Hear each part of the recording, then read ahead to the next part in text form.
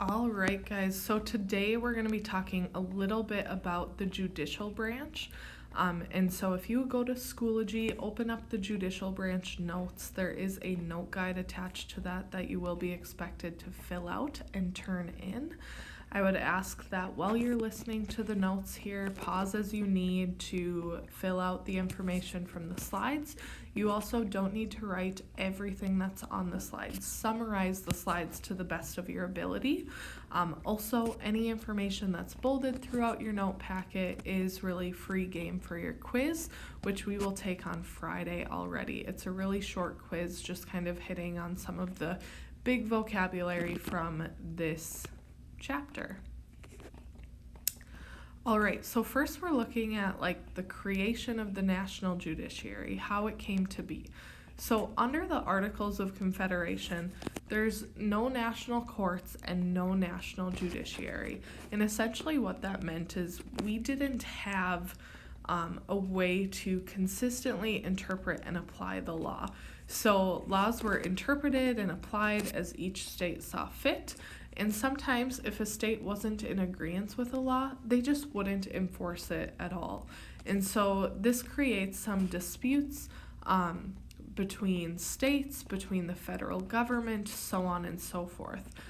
At this time, disputes between different states and between people who lived in different states were decided at the state level, which could create some sort of conflict of interest, right? Especially when the states themselves were the groups that were being represented in a lawsuit. So that caused some problems as well under the Articles of Confederation. And the last major issue with this was that oftentimes decisions by the courts in one state were ignored by courts in the other states, so there just wasn't consistent application of the law. And so this is a problem under the Articles of Confederation, and so when they meet back up to talk about the Constitution, it's really important that there's some way to consistently interpret and apply the law, which led to the creation of a national judiciary. So the framers create the national judiciary under Article 3 of the U.S. Constitution. And what they do in Article 3 is they essentially just create the Supreme Court. And then they say everything under the Supreme Court, the inferior courts, which we're going to talk about, can be established through an act of Congress. So shortly after the Constitution is ratified, Congress goes in and they create sort of the court system as a whole. The only thing that's constitutionally required really is the one Supreme Court.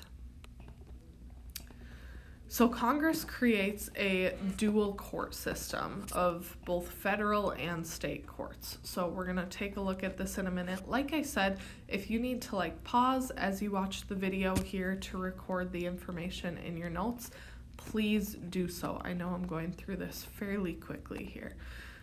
So we have two separate court systems. We have the federal courts, which span across the country. There's over 100 courts that make up the federal court system. And then you have the state courts. So in the state of North Dakota, we have our own system of courts that hear any cases regarding state law. And so across the country, this accounts to thousands of courts, right? And each state's court system is set up a little bit differently, just kind of depending on how their state decided to do it. So at the federal level, we talked about this, the Constitution establishes the Supreme Court, and then Congress creates those inferior courts. So inferior courts, this is a vocab word that'll be on your quiz. These are the lower federal courts that we find beneath the Supreme Court. So the Supreme Court is much too small to handle all of the federal caseload, every court case that comes through the federal system. And so that's really the purpose of the inferior courts, is to take those smaller cases.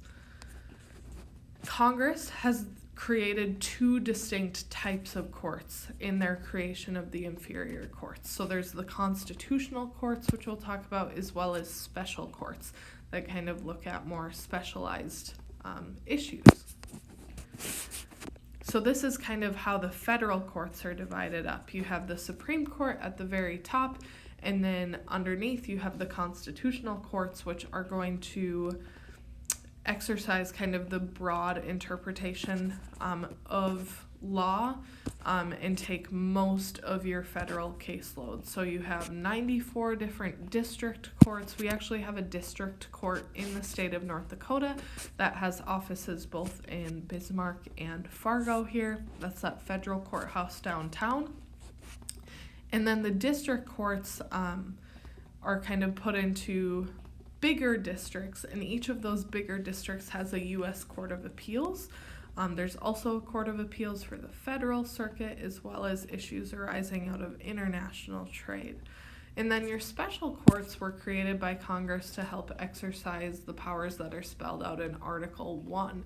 And they have really narrow jurisdictions, so really narrow amount of cases that they can hear on certain topics. So you can see like the U.S. Tax Court, which if you feel like the tax law isn't applied to you fairly, you can bring a civil suit to the U.S. Tax Court. You have courts in the territories like Puerto Rico and Guam.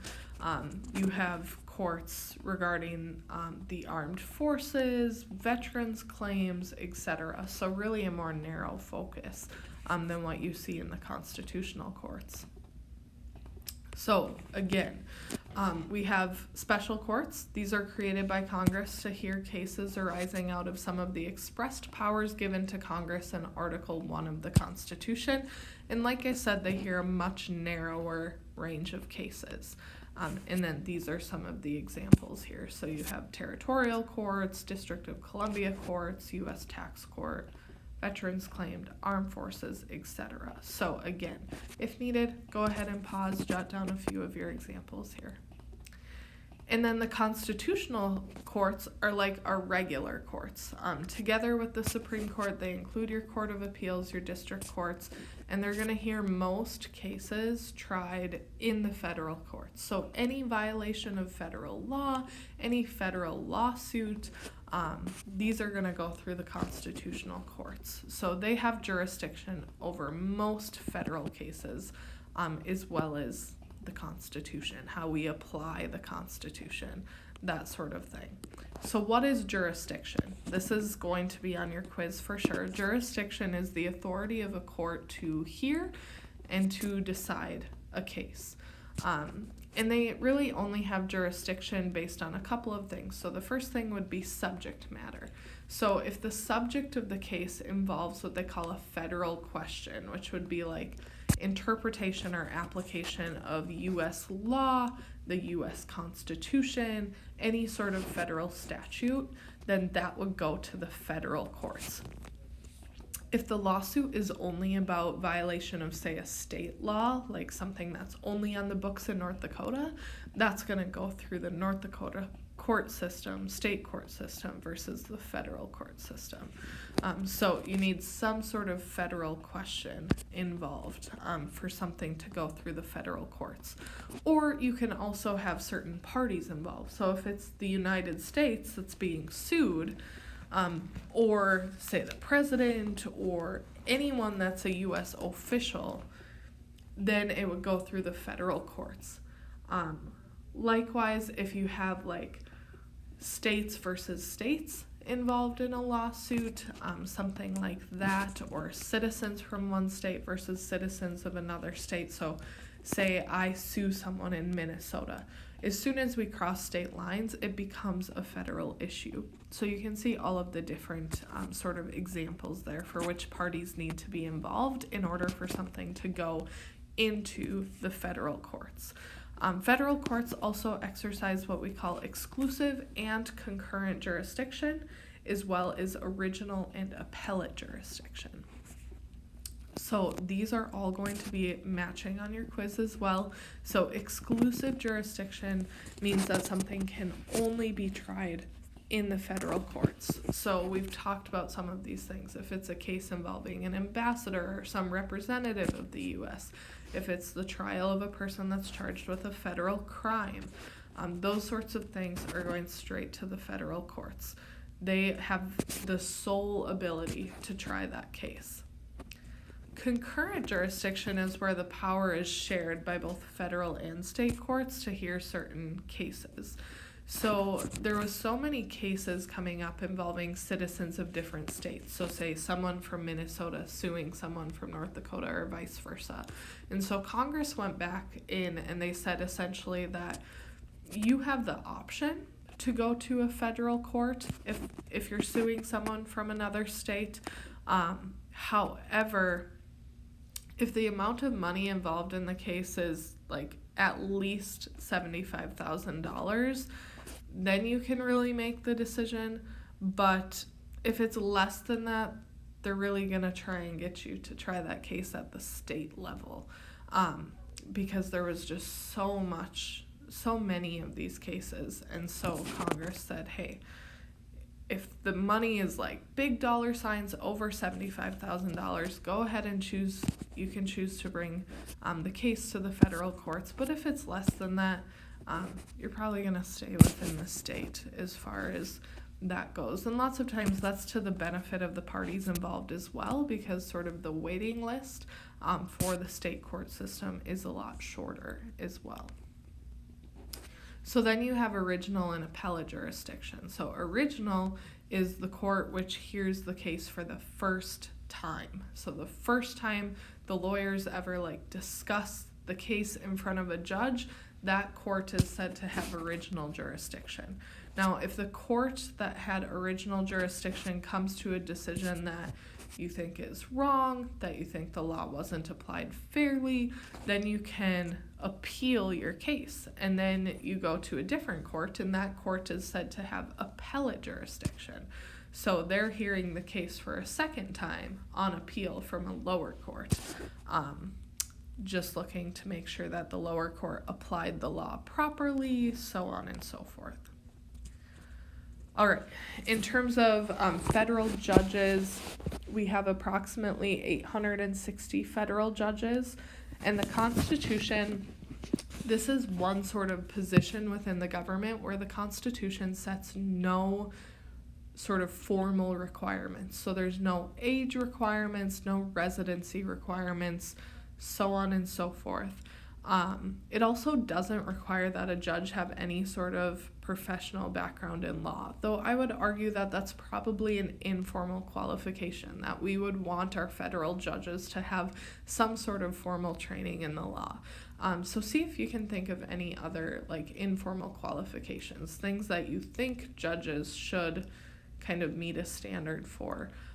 So for example, with the president and with Congress, we talked about levels of education or some sort of experience being informal qualifications for that job.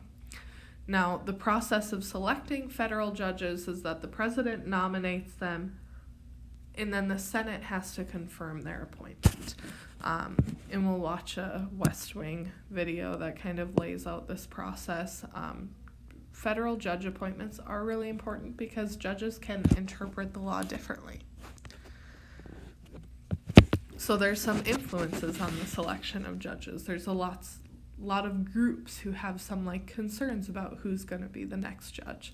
And so the president is going to really rely on their closest legal and political aides, people like the Attorney General, to take the lead in selecting federal judges. There's lots of federal judges to select. They're also going to turn to influential senators. Who do you think would be someone who would be approved by the Senate? Give us some insight on that. Who is the Senate going to support?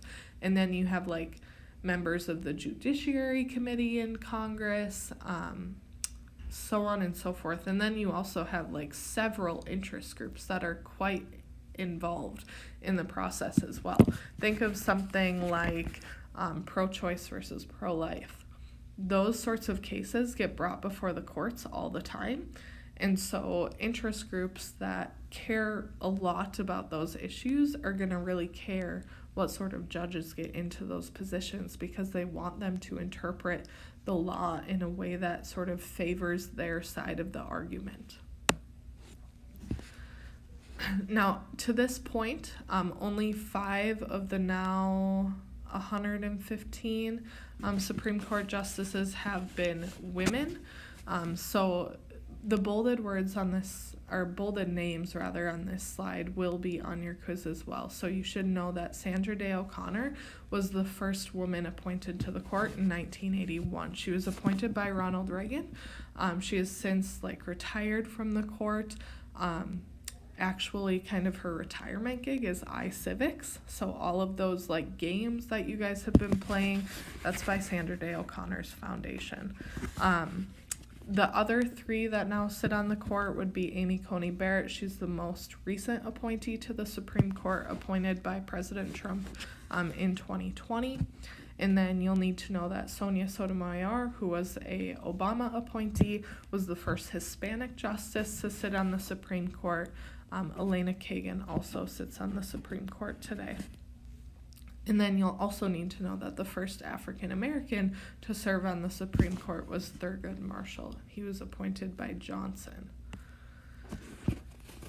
Now, the Constitution reads that judges shall hold their offices during a term of good behavior, which essentially means that federal judges are appointed for life, or until they decide to resign, retire, or in some cases die in office. So I want you guys to think a little bit about why that would be. Why did the framers decide that judges should be appointed for life when we're electing congresspeople for 2 years or 6 years and the president for 4?